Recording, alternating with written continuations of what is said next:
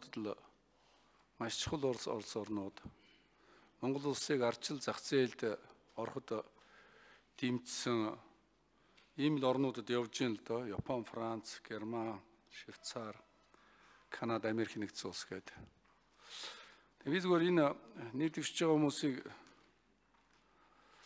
одоо Монгол улсын үндэсний аюулгүй байдлын хамгийн чухал суурь нь бол эдийн засгийн аюулгүй байдал юм аа.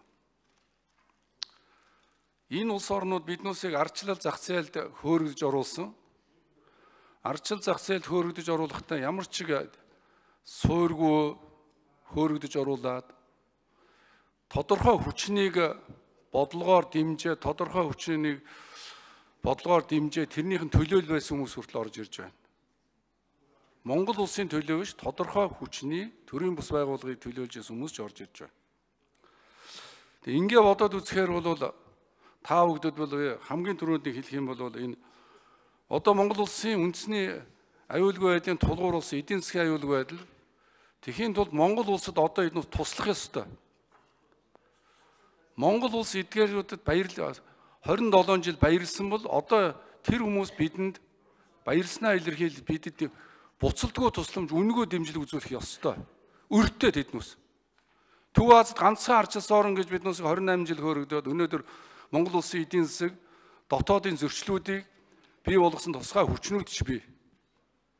Номнууд дээр гарцсан байж байгаа.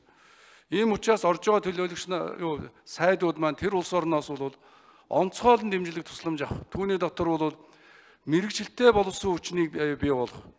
Хил устай мэрэгжилтэй боловсон хүчнийг Монгол улсын бүтээн байгуулагч нарыг бий болгож тэнд зүгээр нь хилгүй хүмүүсийг биш хилтэй боловсролтой хүмүүсийг бий болгож Монгол улсыг хөгжүүлэх ирээдүй одоо энэ улсууд үнэхээр туслыг бол чадна л да.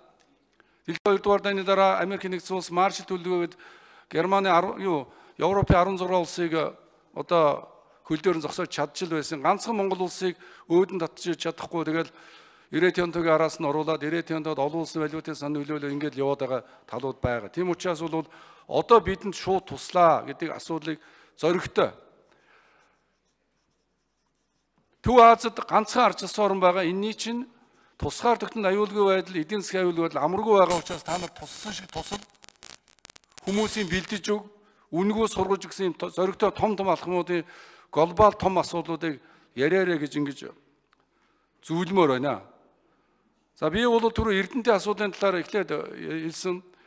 Зүгээр гадаад бодлого, засгийн газрын бодлого байсан ч гэсэн олон улсын харилцаа мэддэг хүний бол пүрэвсүр энэ дээр бол бичгийг өгдөг чинь буруу.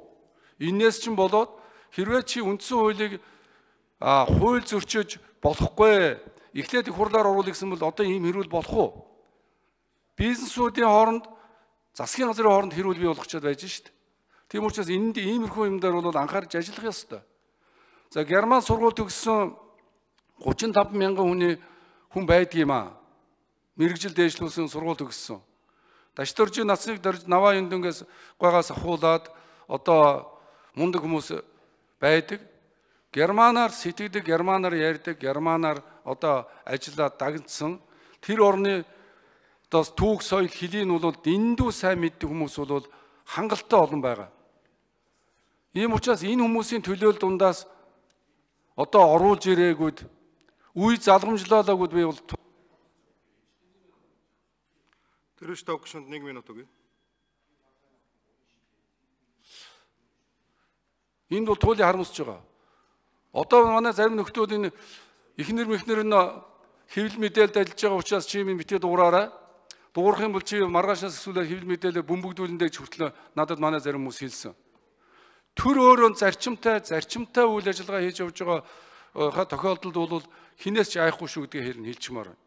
Зүгээр ер нь томилогдоод ажилласны дараа бол бид хатуу шаардлага тавьж хариу одоо нэхэж сайн ажиллахыг бол шахаж шаардна гэдгийг бас хэлмээр байна. Тийм учраас бол би одоо маш чухал улс орнуудад тавигдж байгаа шүү. Энд орж ирэхдээ бол их сайхан одоо юм яриа явдаг. Яг цагаан болохоор бол зорьсон зорилгодоо хүрдэггүй шүү.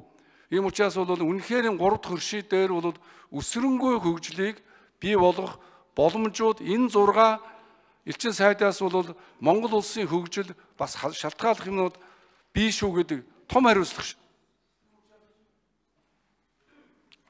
За тэр штаб гүшүүн үгүй л оюун жим гүшүүн.